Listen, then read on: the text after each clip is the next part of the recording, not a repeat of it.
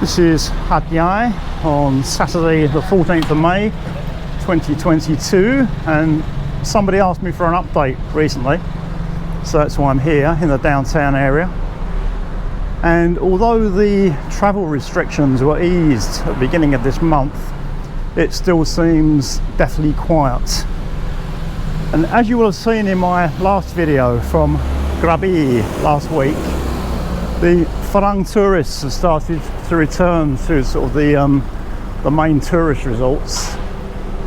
And you think that the Malaysian and Singaporean tourists would also start to return, but that isn't the case. And there's a significant reason why, which I'll explain in a minute. I'm not an expert on the entry requirements. I tend to only look into things that affect me, and it doesn't affect me at the moment. I haven't been out of Thailand for 2.5 years. The last time was a trip to Malaysia in December 2019. And I don't plan to leave Thailand until all this nonsense finishes, because it will just be too much of a headache and probably expense getting back into Thailand.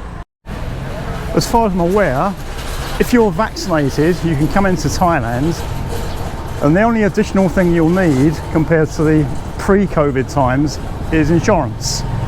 I think for a minimum of $10,000 US. If you're not vaccinated, there's two ways you can do it.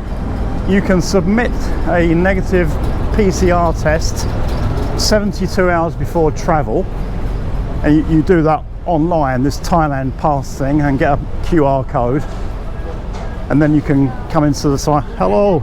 Then you can come into the country, but you still need that insurance. If you don't do that test, you need to stay at a quarantine hotel, an approved hotel. I think it's quite expensive. Then after 5 days, you need to do a test, and if that test is okay, then you're free to go anywhere.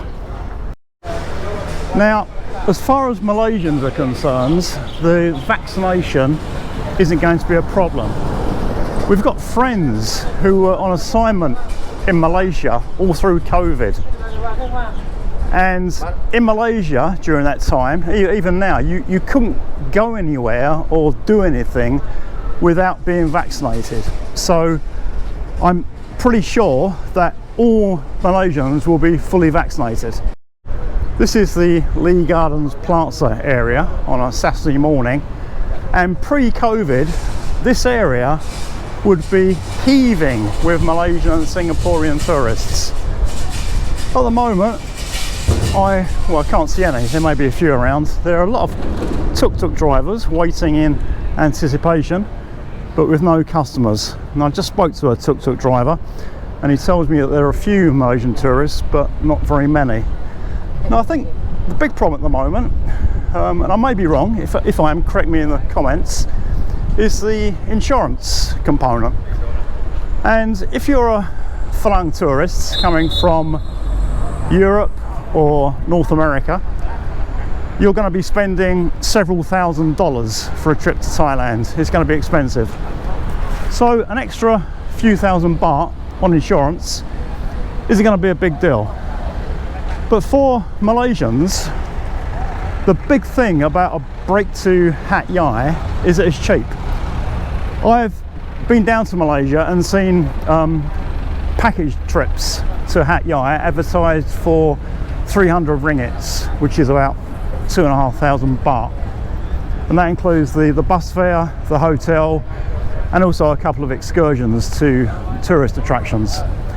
Now, if those tourists have to buy insurance as well, even if the insurance is only 1,000 baht, that's still a significant percentage of the 2,500 baht they're paying for the whole trip. So I think it's the insurance component that's keeping Malaysians away at the moment. And I think that when Thailand drop that requirement, we will see the tourists from Malaysia come back. Here we have a tuk-tuk driver.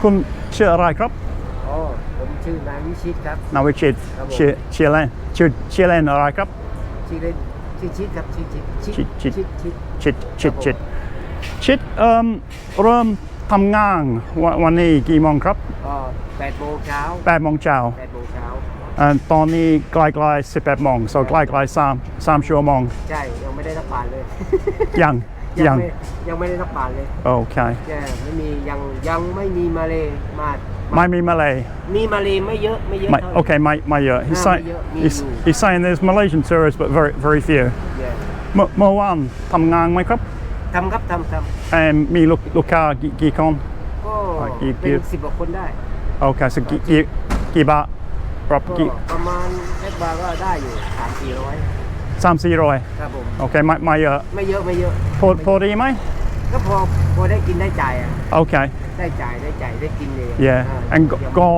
gone COVID วันละกี่บาท no ก็ ไม่มีเบี้ยเลย no ก็ ไม่ได้เบี้ยเลย ไม่มีรายได้เลยไม่ได้ตังค์เลยโควิด3 ปีไม่มีได้เบี้ยเลยเนี่ยทุกไม่มี gone โอ้ไม่มี ไม่มีคนไม่มีออเดอร์เลย no gone COVID ก็มี ถ้าก่อนโควิดมีเยอะมาก yeah so วันละกี่บาทครับ ก็ถ้ามีแข่งนี่ก็วันหนึ่งก่อนโควิดนี่ก็ยังได้อยู่ประมาณอย่างน้อยถ้าเขาเหมาไปวันเดย์อะไรเงี้ยเข้าใจไหมครับ เข้าใจ วันเดย์ก็1,500สตาร์ทที่วันเดย์นี่1,500โอเค นั่นก็คือสตาร์ทนะ ตอนนี้ ใช่ทั้งคัน 3 ถึง 400 นี่วันนี้ที่ว่า3 ปีมาแล้วก็ตอนนี้ยังมาเลยไม่เยอะ โอเค ก็เนี่ย yep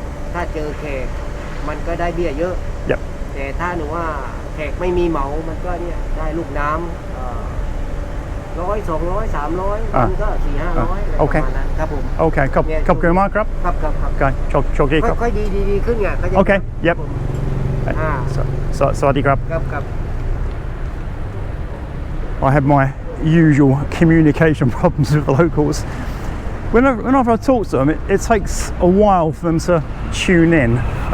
So there's always a problem initially, and after a few minutes they sort of tune in and it gets better. But what he was saying is that before COVID, you know, he could come and earn panha like 1,500 baht a day, and now maybe 100 baht, 200 baht, 300 baht, 400 baht. You know, so he's saying that it's enough to eat and just to get by, but significantly lower than he was getting before COVID.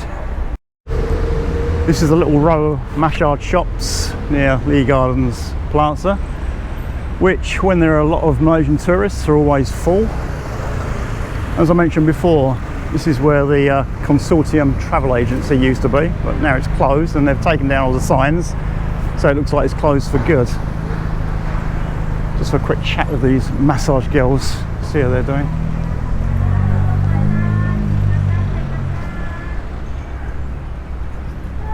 Hello, สวัสดีครับวันนี้ผมไม่มีเวลาครับแต่วันนี้มีลูกค้าหรือยังครับยังเลยเมื่อวานมีไหมเมื่อวานมีนิดนึงค่ะนิดนึงกี่คนเมื่อวานมีประมาณ5 คนได้กันคนละ2 รอบอะค่ะ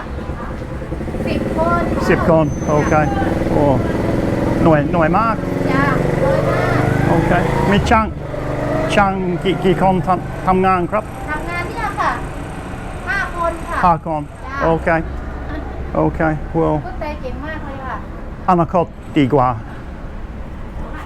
วางดีกว่าโอเคงง This one looks very confused. You look very confused. Okay. โอเคมากครับสวัสดีครับครับ So what she was saying is there's 5 girls working in the shop and they haven't had any customers today yet. Yesterday there were about 10, so an average of 2 customers each. And I think the foot massage is about 200 baht, and I think the girl gets about 80 baht. So if they do 2 massages, they're getting 160 baht, you know, which is probably enough to buy food, but it's really not a lot, especially when things are getting so expensive in Thailand. This is Hamid restaurant near Lee Gardens Plaza. it's halal. But talking to a few people, it seems to be a place that mostly tourists go to because of its proximity to Lee Gardens, and the locals tend to go elsewhere because of the prices around Lee Gardens, which are, you know, as usual, wherever there's tourists, the prices are a lot higher. The massage girls are getting so desperate that whenever I walk by, they're beckoning me in. So, but it does look better than before, because before a lot of these shops were closed. Now they're open, but the problem is they haven't got any customers. Sorry, crab. วันนี้มีลูกค้าหรือยังครับมีแล้วกี่คนครับโอ้ว้าวดีมากร้านอื่นยังไม่มี6 คนโอเค so มีนักท่องเที่ยวมาเลย์มีน้อยใช่ไหม next month ใช่ไหมเยอะ yeah next ทำไมครับ ทำไมเหรอก็ตอนนี้เขาไม่ต้องควอรันทีนไม่ต้อง ควอรันทีนโอเคwellตอนนี้ไม่ต้องควอรันทีนถ้าฉีดวัคซีนแล้วไม่ต้องควอรันทีนถ้าตอนนี้ต้องการมีประกันใช่ so จริงเหรอคุณคิดรู้หรือคิดไม่มีมีข่าวแต่ว่ายังไม่แน่ใจยังไม่คอนเฟิร์มโอเคขอบคุณมากครับโชคดีครับไม่นวดเหรอครับวันนี้ไม่นวดเหรอครับไม่มีเวลาครับรีบกลับบ้านส่งลูกไปเรียนฟุตบอลที่ไหนkick off stadium สนาม kick off ใช่ที่ไหนใกล้Home Pro ใกล้ๆHome Pro ใช่หลังHome Pro ตรงนู้นเลย yeah ใช่โอเคขอบคุณครับสวัสดีครับOkay, well that shop's doing better. They've had 6 customers already this morning. So yeah, it's looking okay, looking better. And the important thing they told me just then was that they've heard rumours, like on the news, that the insurance component will be dropped next month. And as I said before, I think that's the thing that's keeping the Malaysian tourists away. And as soon as that's dropped, I think they'll come flooding back. I just had a chat with 4 Singaporean tourists. I didn't film it. It didn't seem the right thing to do, and it might have made them feel a bit uncomfortable. But I asked about insurance, and yes, they had to buy insurance, but it was only 23 Singapore dollars, which isn't a huge amount of money. And that gave them the $10,000 coverage that they needed to come into Thailand. When I first came to Thailand, I found out that Thais can tell instantly whether someone else is from Thailand or whether they're from Malaysia or Singapore. And I was a bit confused because they're all Asian, they've got basically the same physical features, and all Thais have got a lot of Chinese blood.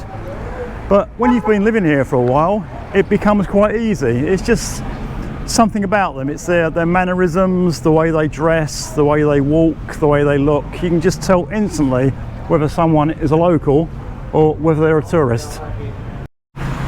Another positive sign is this hotel is actually hiring. Rup Samak is like hiring, and Don Rup, Sam Kon. So 3 reception staff. Meban 7, so 7 maids. Chang is like a technician, whether they don't need any of those at the moment, and Ropo is security. They don't need any of those, but they do need reception staff and maids. I just passed the Post Laserdisc, which was closed, but the Swan is open, and it still does a good English breakfast. And I was speaking to one of you out there recently who was in Hatyai a month or 2 back and went there for breakfast and said it was very good. The West Side Saloon was another favourite hangout for expats and tourists back in the pre-COVID days, but it's been closed now for a long time, and the big question is, will it ever reopen again? Years ago, this was the Pink Lady Hotel, and it had quite a notorious reputation. I remember one time going down to the Thai consulate in Penang to do visa stuff, and when I came back there were quite a lot of Farangs on the minivan, and when we got to Hatyai virtually all of them got off here because they had made bookings in this hotel. I don't know why. Yeah, it used to have everything that the single man could ever want. Anyway, a few years ago it closed. It was closed for about 18 months and they did this huge refurbishment, and now the hotel is completely different. So all those attractions for single men have now gone. It's a lot more comfortable now and sort of family orientated, but room rates are a lot more expensive. There used to be quite a lot of Farang run bars in Hatyai as well, and my memory's going a bit, but I think this is one of them, and I think it used to be called the Moon Bar. It used to be owned by I think ex-services guy who's sort of been doing security work in Thailand and opened a bar, and it was always packed with Farangs, and that closed quite a long time ago, and a few other bars that were run by Farangs have also closed. What has been annoying during this COVID thing is that a lot of the 7-Eleven stores have closed. And when I'm walking around in Thailand, it's very hot and humid, and when I'm talking into a microphone to make these videos, it makes me very thirsty. And it was never a problem in the past finding somewhere just to buy a drink. There's a 7-Eleven everywhere.